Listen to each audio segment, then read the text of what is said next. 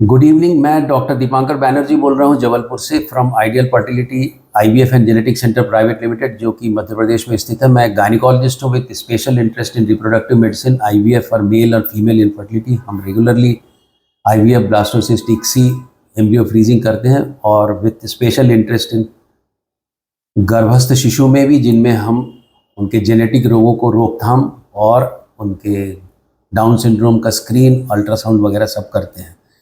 ये हमारा साप्ताहिक प्रोग्राम है जिसमें हम यूट्यूब कमेंट सेक्शन से क्वेश्चंस लेके हम उनको जवाब देने की कोशिश करते हैं, ताकि आपके पास, आपके घर बैठे आपको आपका आंसर मिल सके।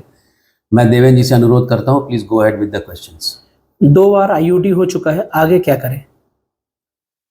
2 बार आईयूडी हो चुका मतलब 2 बार जो बच्चा पेट के भीतर खत्म हो गया। अब ये आईयूडी कब हुआ, कितने वीक्स में हुआ, वो जानना बहुत ज़रूरी है। क्या आईयूडी के साथ मदर का ब्लड प्रेशर बढ़ गया था? आईयूडी में जब अल्ट्रासाउंड हुआ तो उस समय क्या फीचर थी? और सबसे इम्पॉर्टेंट बात यह है कि जो लोग नहीं कराते हैं वो ये करना चाहिए कि यदि आईयूडी हुआ, थोड़ा सा कठिन होता निर्णय लेना, इस बच्चे का डीएनए प्रिजर्व कर लेना चाहिए।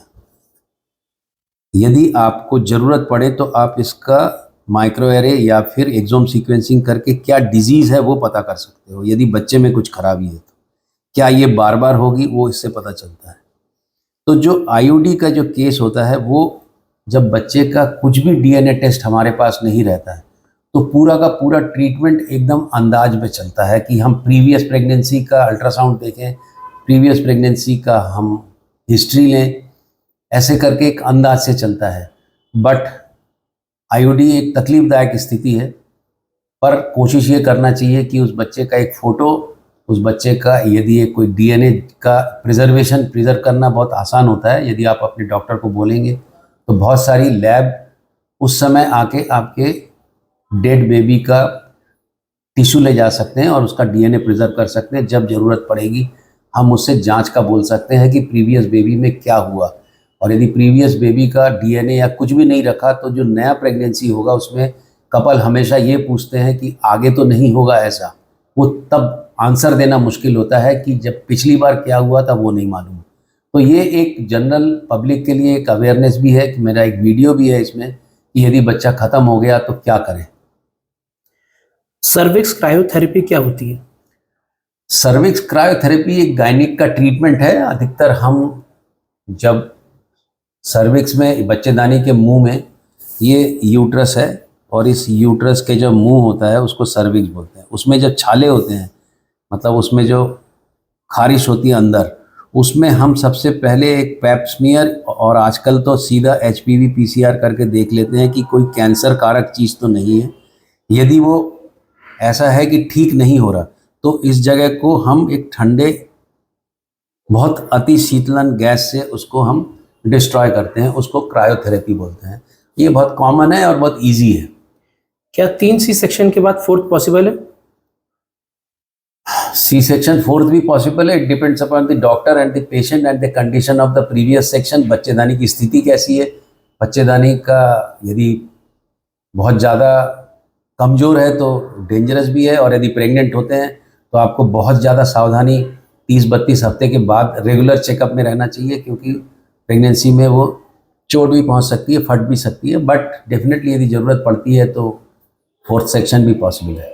Please make a video on pregnancy development.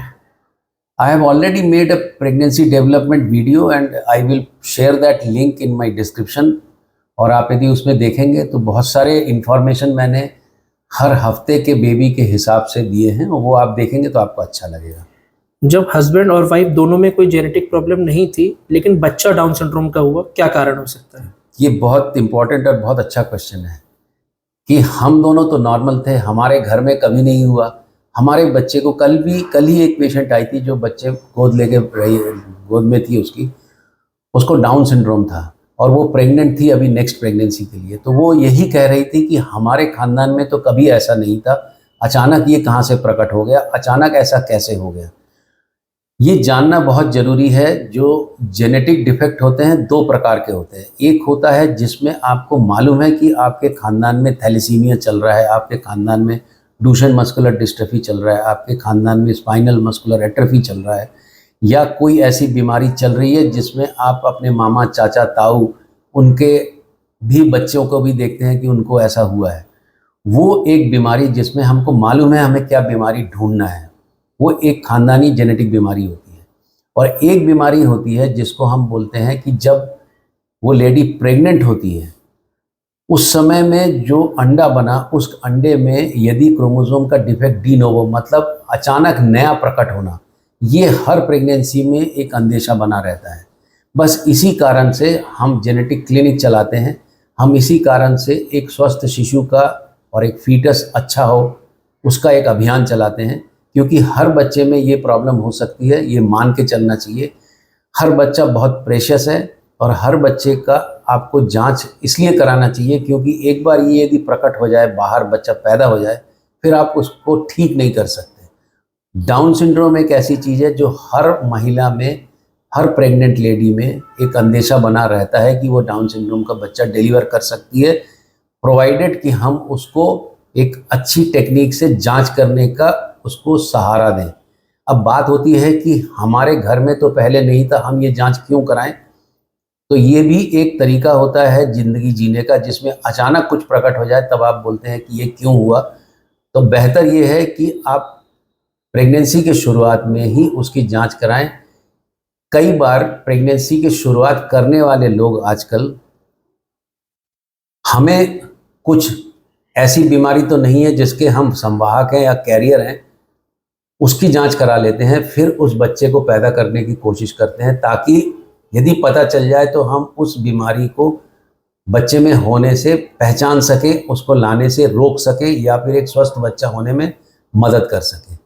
ये लेटेस्ट जो जेनेटिक टेक्निक कैरियर स्क्रीनिंग चल रही है वो हम रेगुलरली करते हैं और ऑफ़र ज़रूर करते हैं। पर बात यह है कि ये कभी नहीं सोचना चाहिए कि हमारे घर में तो नहीं हुआ और हमारे बच्चे को डाउन सिंड्रोम नहीं होगा, हम क्यों जांच कराएं। इस धारणा को बदलना चाहिए, क्योंकि हर बच्चे में डाउन सिंड्रोम होने का एक खतरा हमेशा बना रहता है। सुनने और जुड़ने के लिए बहुत बहुत धन्यवाद। आपको यदि हमारे वीडियो के कंटेंट अच्छे लगते हैं तो प्लीज़ वीडियो को लाइक करिए, शेयर करिए और चैनल को सब्सक्राइब जरूर कीजिए। सुनने और जुड़ने के लिए बहुत बहुत धन्यवाद।